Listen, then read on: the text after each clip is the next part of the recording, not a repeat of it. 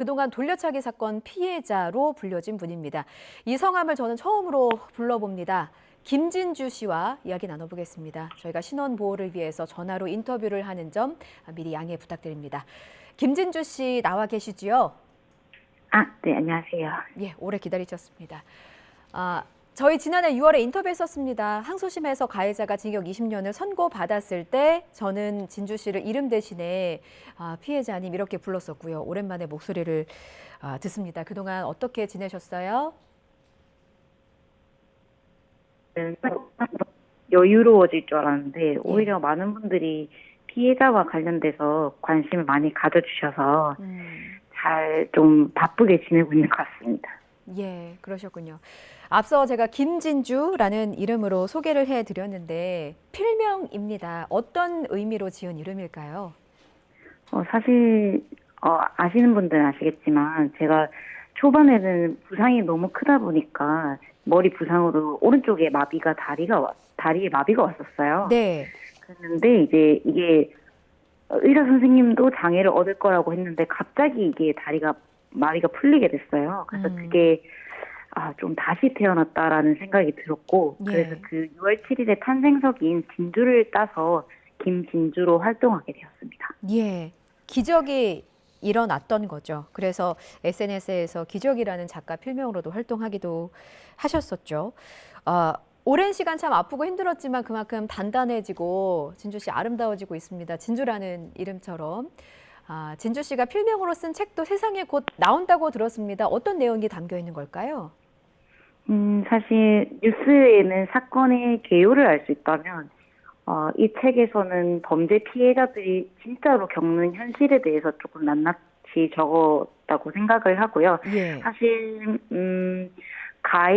가해자에게만 받는 것이 아니라 사실 수사 체계나 사업 체계에서 피해자들은 수많은 2차 가해를 받고 있거든요. 예. 그런 2차 가해에 대해서도 많이 적어놨고 그리고 좀 피해자의 권리가 가해자의 권리보다 많이 무게가 실리지 못하다 보니까 이거에 대해서 우리가 얼마나 관심을 많이 가져야 되는가, 왜 제가 이런 민간인이고 일반인이 범죄 피해자에 대한 제도에 대해서 계속 얘기하고 있는지에 대해서 공감대를 얻으실 수 있을 거라는 생각에 빨리 적어보려고 했었습니다.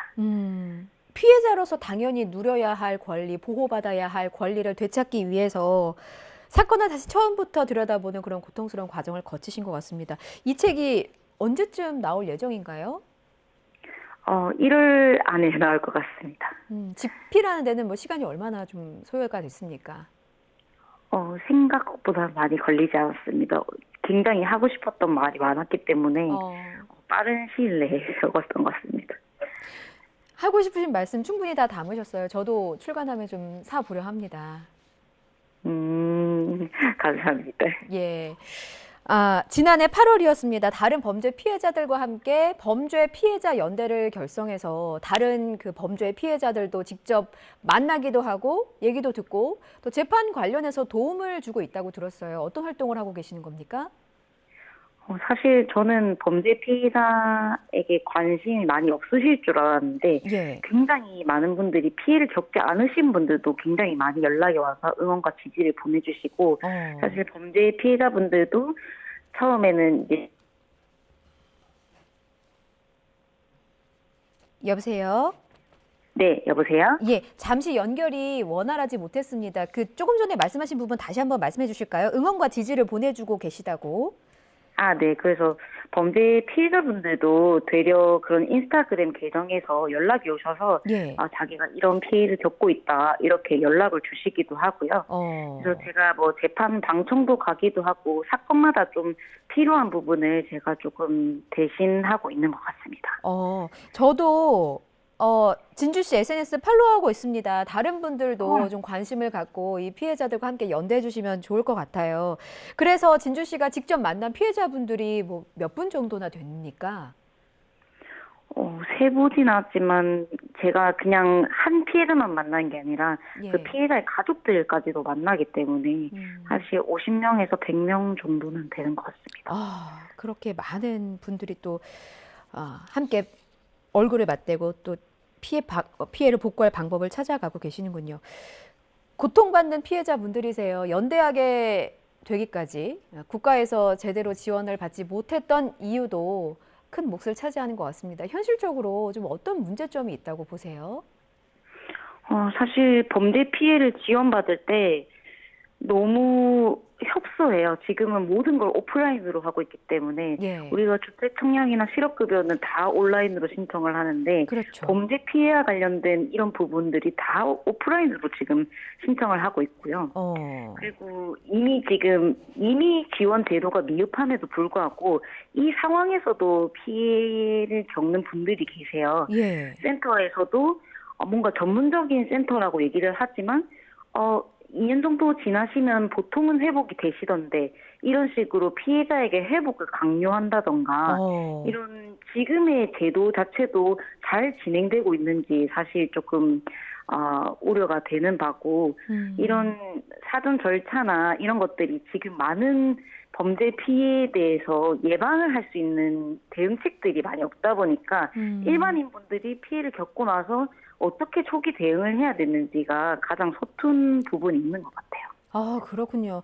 겪어보지 않으면 모를 일입니다. 수사기관이나 지원기관에서 피해 회복을 강요한다는 게 피해자들에게는 또 다른 2차 고통일 수 있겠다는 생각이 좀 듭니다. 근데 진주 씨도 피해자시잖아요. 네. 피해자가 피해자를 돕기까지 어떤 고통, 어떤 인내 시간이 필요했는지 다시 한번 생각해 보게 됩니다. 사건을 공론화하는 과정이 쉽지만은 않았을 것 같은데 그동안 어떤 점이 좀 가장 어려우셨을까요? 사실 범죄 피해자가 다른 사람에게 자신의 피해 사실을 얘기한다는 건 굉장히 힘든 일이거든요. 네. 근데 그럼에도 사법 체계가 잘 구현되지 않았기 때문에 그걸 어쩔 수 없이 언론에 호소하는 건데 사실 그러면서 많은 분들이 얘기하신 게 집착하지 마라. 이제 네 인생을 살아라. 왜 이렇게 사건에 몰두하냐. 이런 얘기를 하는데 사실 저는 이미 인생의 한 부분이었거든요. 예. 집착하지 마라. 그러다 보니까 예. 네. 잠시 전화가 끊겼습니다. 그 집착하지 마라, 새 인생을 살아라.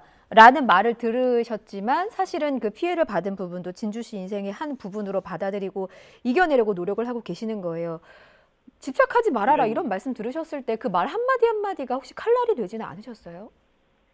굉장히 아팠고 사실 많은 분들이 범죄 피해자에 대해서 대응하는 방법을 잘 모르시거든요. 지금조차도 범죄 피해자인 분들이 많지 않다 보니까 그분들도 서툴러서 했다라고 생각은 들어요. 그 서툰 부분을 저희가 이런 아픔을 통해서 하나하나씩 배우고 있다는 게 참, 현실이 참 잔인하긴 합니다. 본인이 겪은 피해, 이런 경험을 바탕으로 피해자들과 지금 연대하고 계신데, 집착하지 말아라, 새삼 살아라 라는 말을 들으면서까지도 활동을 이어갈 수 있는 원동력은 어디서 오는 겁니까? 사실 저는 공론한 게 제가 뭔가를 얻고자 한 게 아니었거든요. 예. 결국은 제 지인들, 제 가족들 이런 사람들이 안전했으면 좋겠다라는 생각이 한 거였고 그 일이 잘 실현되고 있는 것 같고 그리고 많은 분들이 응원한 덕분에 범죄 피해자가 아닌 분들까지도 이걸 공감해주고 격려해주는 사회가 된다라고 생각을 하니까 예. 조금 더 열심히 활동해야겠다라는 생각을 하게 되는 것 같습니다. 그렇군요. 제가 기억하기로 진주 씨께서 피해 당사자인데도 증거 자료 열람 같은 어려움을 겪었습니다. 국정감사장에 출석하신 것도 제가 기억이 나요. 법무부에 요구했던 사항들이 있었는데 그게 지금은 좀 잘 받아들여졌습니까? 어느 정도로 좀 진척이 됐습니까? 일단 굉장히 입법안들이 굉장히 많이 나왔고요. 예. 이제 가해자가 원래는 스마트워치가 있긴 한데 가해자에게 어떤 위협을 당했을 때만 누를 수 있어서 예방 조치가 되질 않았는데 예. 그거에 대해서 문제점을 꼬집었더니 양방향 알림 스마트워치가 지금 도입 예정이고요. 그리고 피해자가 재판을 무조건적으로 열람을 할 수 있고 그리고 만약에 어떤 거를 열람할 수 없을 때에는 왜 거부하는지에 대해서도 알려주는 시스템으로 바뀌기로 했고요. 예. 그리고 이제 범죄 피해자가 원래는 모든 범죄에서 국선 변호사를 선임받기는 어려웠는데 지금은 국선 변호사가 특정 강력 범죄는 무조건 국선 변호사가 선임되도록 바뀐다고 해요. 예. 그리고 원스톱 지원센터나 신상 공개 기준 등 조금 많은 것들이 변화하고 있다고 보여집니다. 예. 이런 노력이 있으시기에 진주 씨의 지인, 진주 씨의 가족, 그리고 지인인 저도 지인이라고 칭할게요. 많은 사람들이 안전한 세상을, 조금 더 안전한 세상을 살아갈 수 있는 것 같습니다. 저희 사전 인터뷰에서 진주 씨께서 이런 말씀해 주셨어요. 피해자가 더 이상 언론을 찾지 않게 해달라, 이런 말씀을 해 주셨는데, 최근에는 뭐 돌려차기 사건과 관련해서 수사기관의 조사 매뉴얼 개정을 요구하는 소송도 준비 중이라고 들었습니다. 이건 어떤 취지일까요? 이는 결국 수사 체계나 사법 체계에서 의문점을 남기지 않았으면 피해자가 직접 이런 의문을 품을 이유가 없었거든요. 예. 그리고 이제 제가 수사 단계에서 소외됐지만 이게 범죄 동기가 정확히 밝혀지지 않았을 때는 모든 걸 조사를 한 뒤에 수사가 이루어져야 된다고 생각을 하거든요. 예. 그래서 이와 관련해서 국가 배상 소송 준비를 하고 있고 그래서 이런 동기가 정확히 파악되지 않은 범죄들을 모든 증거 조사를 할 수 있도록 하는 매뉴얼을 만들 수 있도록 이게 소송을 제기하려고 하고 있습니다. 예, 이 부분도 함께 좀 힘을 보태서 응원을 드리겠습니다. 이 얘기를 또 안 할 수가 없는데 꺼내야만 하겠습니다. 징역 20년형이 확정된 가해자 말이에요. 최근에 또다시 협박 혐의로 재판에 넘겨졌습니다. 아직까지도 반성의 기미가 전혀 없어 보여요. 네. 예. 일단 전 여자친구에 대해서 보복 협박을 한 것도 그렇고, 예. 저와 관련해서도 이제 구치소 재소자들이 계속, 제보가 오다 보니까, 예. 지금 피해자분의 주소를 알고 있다, 나가서 보복을 하겠다, 이런 말을 서슴없이 한다, 네. 이런 얘기를 계속 들었었고, 예. 그래서 관련된 재판이 또 1월 중순에 있습니다. 관련 재판이라는 게 그 가해자를 상대로 낸 손해배상 민사소송 말씀이신가요? 그것도 있고요. 예. 전 여자친구 협박죄와 제 보복 협박죄, 그리고 강요죄, 모욕죄, 이것들이 모든 게 병합이 돼서 재판이 있을 예정입니다. 예. 손해배상 민사소송도 남아있는 상태인 거죠? 네, 그렇죠. 예. 잘 해결되리라 믿습니다. 인터뷰를 마무리할 시간이 왔는데 책이 나오고 난 뒤 2024년 김진주 씨의 한 해는 어떤 해가 될까요? 계속 큰 목표로는 범죄 피해자가 숨지 않는 사회를 만드는 게 가장 큰데요. 예. 이번 연도는 범죄 피해자가 어떻게 대응하고 어떻게 다시 인생을 설계해 나가야 될지에 대한 교육 플랫폼을 만들고 있어요. 예. 그래서 대한민국이 조금 건강한 사회가 될 수 있도록 하는 교육 플랫폼을 만드는 게 제 단기 목표이고요. 예.